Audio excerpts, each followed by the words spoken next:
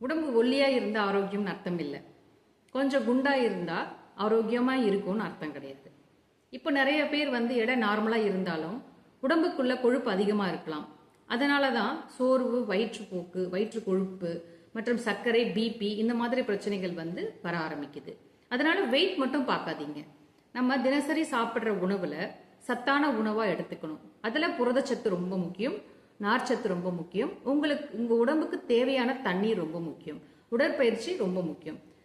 ஓகேங்களா? ஸோ இதுதான் உண்மையான ஆரோக்கியம்.